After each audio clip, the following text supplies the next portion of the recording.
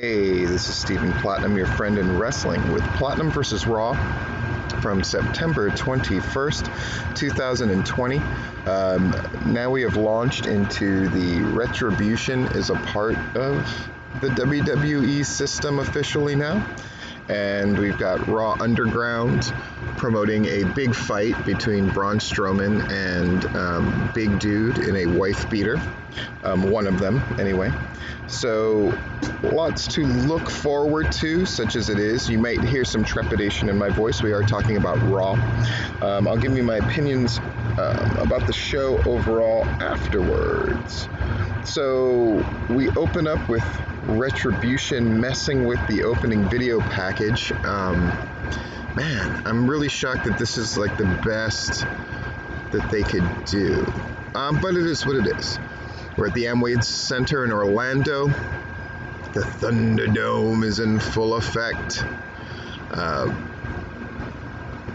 Mask Group now has contracts from WWE officials. We're not quite sure why they would have done that. We got Tom, which is good news. I'm joined by Byron Saxton, which is pretty good news, and Jerry Lawler. It is what it is. I miss Samoa Joe. Jerry Lawler is certainly fine. Jerry Lawler, it was interesting to me hearing him commentate because he was clearly trying to figure out what's the line here, how funny should I be, what are we trying to really pull off here. So we got Retribution, and something I've noticed is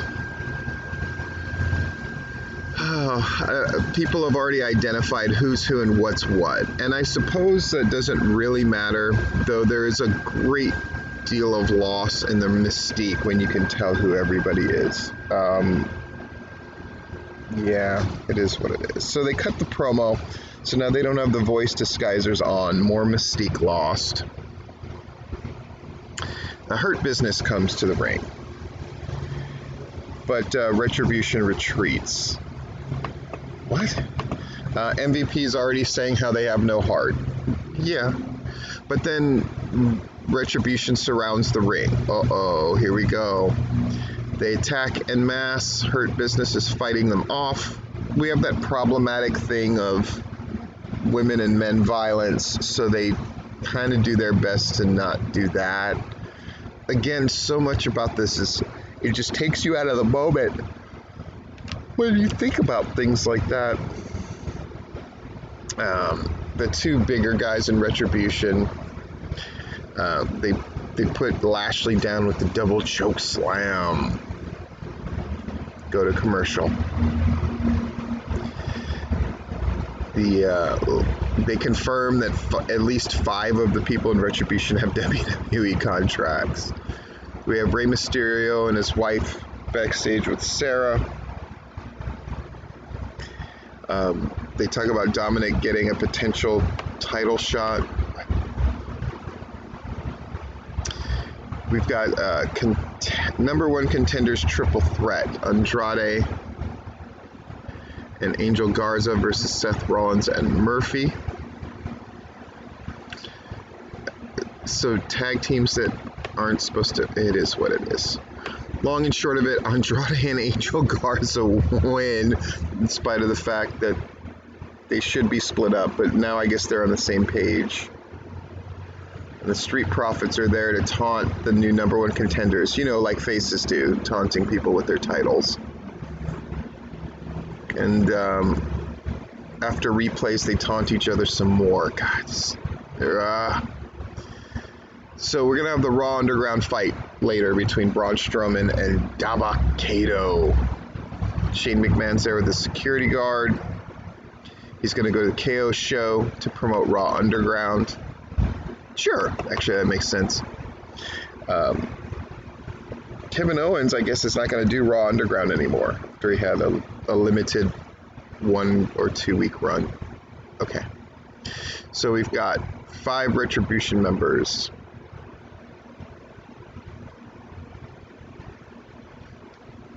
So they challenged the Hurt Business to a match. Is that going to happen? I would guess so.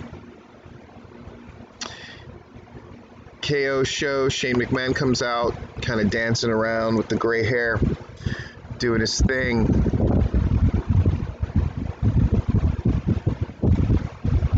All right. So we get a little, it's really a promo for Dabba-Kato to promote this thing with Braun Strowman. Dabba comes in.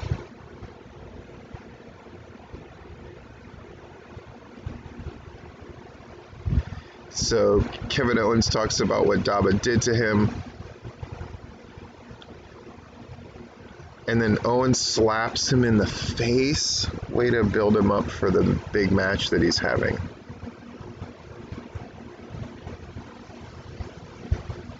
And then Strowman comes out after Dabba gets slapped by Kevin. Fuck, this is so bad, man. It's so bad. It's just everything works against each other on Raw. Like nothing feels like it's getting a push. It feels like with one hand they push you on your back to move you forward, and on the other hand they're grabbing you by the belt and pulling you back. It's just nothing feels like it gets over. Like even Retribution, it's like, okay, we beat down the Hurt Business, but then we're gonna have a match with them, which is gonna make them look very, very, very mortal. And they're already removing the mystery, which is all they really have going for them, right? Besides this feeling of, okay, let's get a bunch of extras in.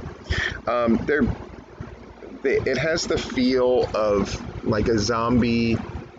It's like The Walking Dead, where it's just like, okay, well, we'll just have more zombies, right? We'll have a herd of zombies, and then that will be scarier.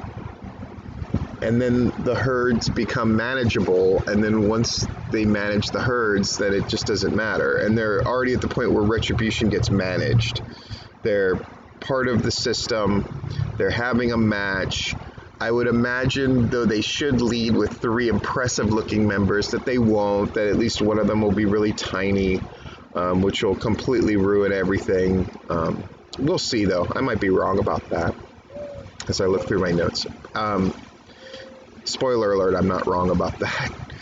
So we look again at what happened with Retribution earlier. Jeez Louise.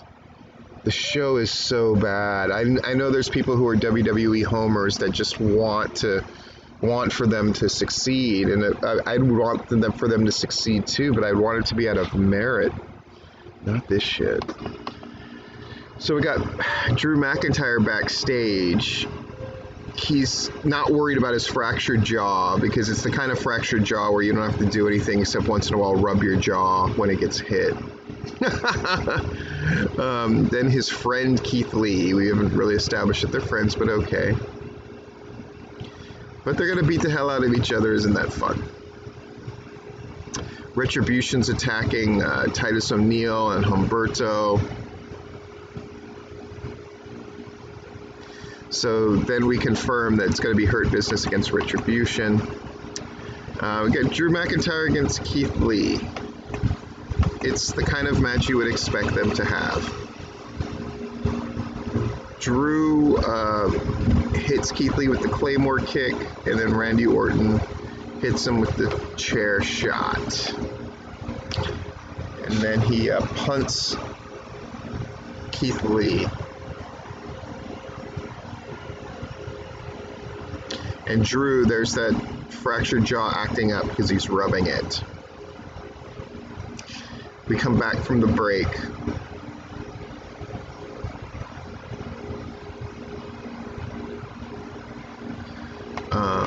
Orton, they roll up an ambulance. He says, hey, I'm here, and me and Drew are going to have this ambulance match. The sound was cutting in and out. And then he puts over, the 3 most dangerous letters, RKO, even though he hasn't used an RKO, he keeps using the punt.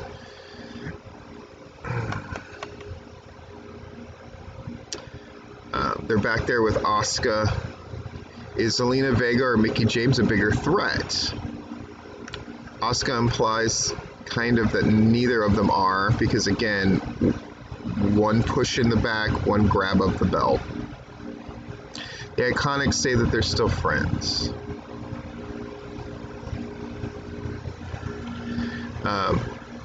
Asuka says she's ready for Royce, and she laughs in her face. Again, it's like nobody's a threat. Nobody's to be taken 100% seriously. It is what it is. Number one contenders match, Zelina Vega against Mickie James. It makes sense for Mickie James to win here, so of course your winner is Zelina Vega. Zelina Vega is very, very small. Very small. And I guess it is what it is. So it's gonna be Vega versus Asuka for the title, and they announced that it's gonna be for the pre-show. Wow, way to diminish it all. It's one of these weird problems where AEW doesn't really have the female talent, but they do feature them prominently and put them in positions to shine. And the WWE has the female talent, but they never put them in positions to shine. If only we could get two great tastes that taste great together for either promotion, that would be nice. A nice vignette for Bianca Belair. So she's putting some male trainees to shame in the gym. She doesn't have to look like such a bitch about it. I don't understand what that's supposed to do. The arrogance thing. Now, she's got charisma for days, and she's obviously in super good shape, and is going to be a thing if they don't mess it up. But it's these delicate touches that they don't do to make somebody a face that I think that they should do. I think having the guys mock her openly, but then not be able to keep up with her, and her just being kind of humble about it, is actually a stronger move. But again, subtlety is a lost art. So we got Akira Tozawa and a Ninja Referee and R-Truth, and there's Little Jimmy warning Truth about a shark, and Truth gets his belt back, and the shark looks like it got Tozawa. Fucking Jesus. Shit's embarrassing. This is like wrestle crap stuff. Really, you get some vibes of like wrestle crap era WCW stuff, mid to early WWF stuff. It's just 90s, that is. It's just so bad. Cedric Alexander against Apollo Crews. Okay, we got a thing. I wrote down at the top of my notes, probably going to be a roll-up, and sure enough, Apollo Crews wins after he's distracted, rolling Cedric up. Okay, it's going to be Crews versus Lashley for Clash of Champions.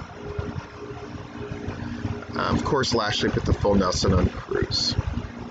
So are the heels, the faces? It doesn't matter, does it? No, of course it doesn't matter. So, commercial, Raw Underground. Dolph Ziggler and Arturo Ruas.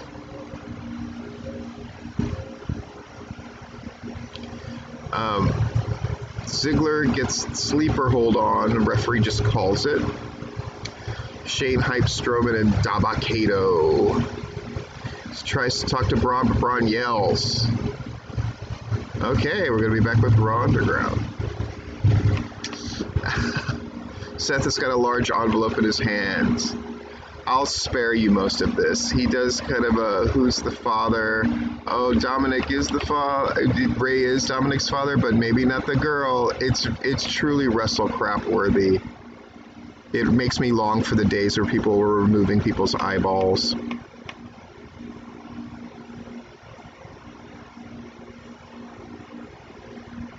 Huh. So we promote Strowman and Kato again. We show a package showing how dominant Nia Jax and Shayna Baszler are. Now they're taking on Natalya and Lana in our major foregone conclusion match.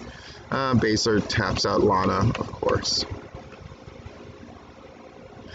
They squabble, Nia Jax and Baszler, so we have to put that over. We see what happened with Drew McIntyre, Keith Lee, and Randy Orton. They hype up this Orton-McIntyre ambulance match. Drew wants to fight, and so he tosses the ice pack. I'm sure he'll give his jaw a good rub to make sure that it's ready to go from the fracture. Aya Mysterio's back there. She says she's there to support Dominic, which is cool. She's the only one doing babyface stuff. And she wonders what Seth Rollins might do to her or her mom, which is legitimate. So why are you there? Why? Weird. Back to Raw Underground. Eric of the Viking Raiders, the not hurt one, is against Riddick Moss.